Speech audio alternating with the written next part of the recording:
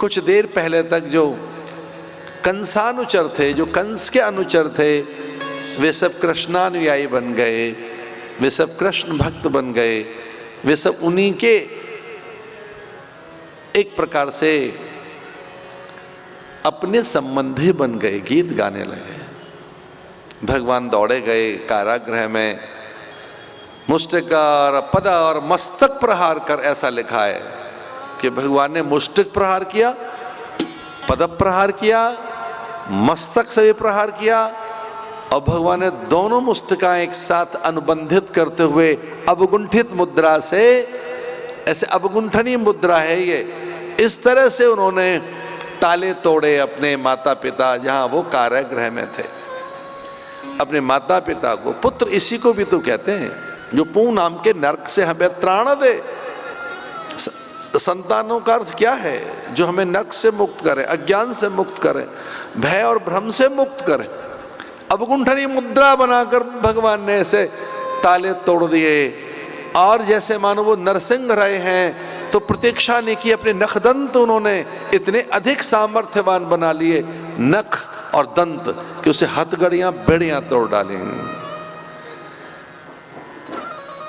ये संतानों का अधिकार बनता है कि अपने माता पिता के बंधन खोलें, उनके दुख को छीनें, उनके भ्रम का निवारण करें, उन्हें आनंद दें, जीते जी ही उन्हें मुक्त कर दें, निश्चिंत कर दें। अपने चरित्र स्वभाव से, अपने शील संयम सदाचार से, अपनी नैतिकता से, अपने ही ज्ञान से उनका समाधान कर दें कि उनकी चीजें हम संभाल लेंगे। इस प्रकार से अवगुंठनी मुद्रा से ताले तोड़ डाले। वे ज्ञानी थे, सामान्य नहीं थे। देवकी सुतपा थी, देवकी नहीं तो अदिति बनकर उपेंद्र को जन्म दिया है। ये देवकी तो थी जो इंद्र की मां थी, देवकी नहीं तो उपेंद्र और वामन को जन्म दिया है, देवकी ने तो प्रश्न गर्भ पैदा किया है। देवकी सुतपा थी, अब कृष्ण की जननी बनी। ऐसी देवकी सामान्य स्त्री नहीं थी, वो जानती थी कि मेरा बेटा है, ये मेरा परमानंद है। वसुदेव सुतम देवम कंस चाणूरमर्दनम, देवकी परमानंदम, ये परमानंद मेरा बेटा है, ये अखंडानंद नित्यानंद। अच्छा, हम महात्माओं के, विशेषकर सन्यासियों के नाम के आगे आनंद लगता है। अखंडानंद, नित्यानंद, मुक्तानंद, सोमानंद, जैसे लाइक अवधेशानंद। हमारे गुरुओं ने कहा बेटा आनंद में रहो, आनंद में रहिए, अपने स्वरूप में रहिए, अपने स्वभाव में रहो, आत्म चेतना में रहो। देवकी ऐसे ही रहती थी, एक सन्यास जैसा जीवन। देवकी और वसुदेव का कितने निश्चिंत हो जाएंगे आप जब ये पता लग जाए कि बेटा ही परमात्मा है। कितना रिलैक्स हो जाएगा वो फादर। उस माता के और पिता के आनंद का कोई पारावार रहेगा जब सब ढोल बजा बजा कर ये कहें, नगाड़ा बजा कर कहें, आम लोग नहीं, देवता, सनकादिक कहें, नारद कहें, स्वयं ब्रह्मा आकर कहें। ब्रह्मा ने तो पैदा नहीं हुआ कृष्ण, उससे पहले ही घोषणा कर दी। वो गर्भ को प्रणाम करने आए, पूछा वसुदेव से ये ब्रह्मा करने क्या आए हमारे यहाँ? ये बावरा ब्रह्मा देखो क्या कर रहा है, गर्भ की पूजा कर रहा है। सत्यव्रतम सत्य परम त्रिसत्यम, सत्य से योनि निहितम च सत्ये, सत्ये कृतने सत्य नेत्रम, सत्यात्मकम त्वाम शरणम प्रपन्ना। ये प्रपन्न हूं मैं, किंकर हूं। ये किंकर जानते हो किसे कहते हैं? किम करोति सा प्रच्छति, किम करोति, मैं क्या करूं। कभी कभी हमने ऐसे बहुत से लोग देखे जो बिना पूछे नहीं करेंगे, पूछ लेंगे एक बार, हमें ये करना था बता दो, करें कि न करें। तो कभी कभी गुरुजनों के सामने किंकर बन जाओ, माता पिता के सामने, ज्येष्ठ जनों के सामने प्रपन्न हो जाइए, किंकर बन जाइए और अपनी अकल की दौड़ धूप से हटिए। किम करोति स प्रयच्छति। कभी कभी बड़ों से पूछो हम करें कि न करें, किम करोति, मैं क्या करूं, कब करूं, कैसे करूं, कितना करूं, कहां करूं।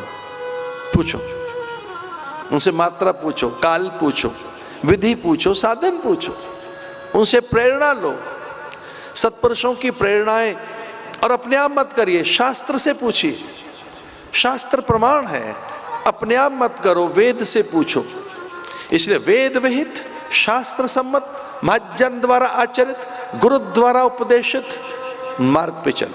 पूछिए उनसे क्या करें, कब करें, मुहूर्त कौन सा है, देश काल परिस्थितियां क्या कहती हैं, सामर्थ्य कैसी है।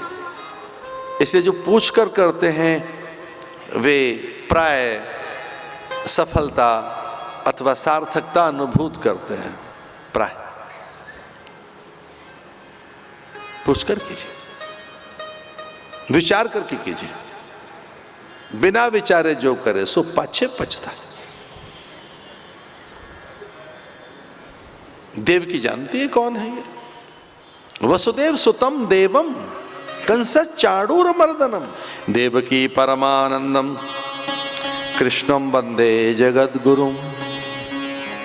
ये कृष्ण मेरा पुत्र, ये सामान्य तो है नहीं।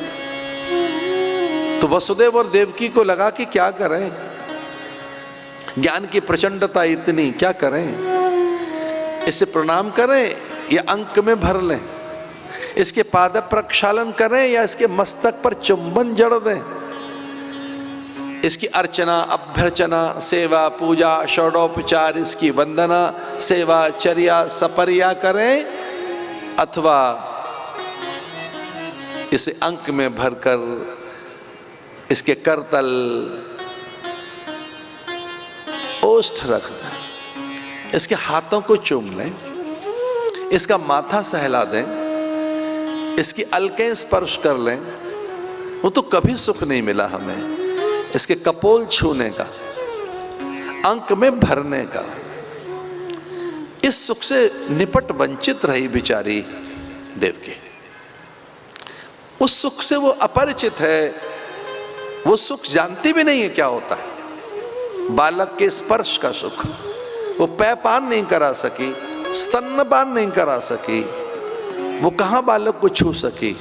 एक भी बालक तो ऐसा हाथ नहीं लगा, पैदा होते ही उसकी हत्या होती रही बालक की, तो वो अपने वो स्पर्श का सुख तो ले ही नहीं पाई। तो अब ये ज्ञान आड़े आ गया है। ज्ञान ये कहता है कि ये तो परमात्मा है, इसकी वंदना करनी चाहिए,